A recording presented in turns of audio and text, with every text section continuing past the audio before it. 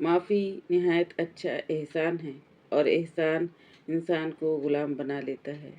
जो किसी तंगदस्त पर आसानी करेगा, अल्लाह ताला उस पर दुनिया व आखिरत में आसानी फरमाएगा।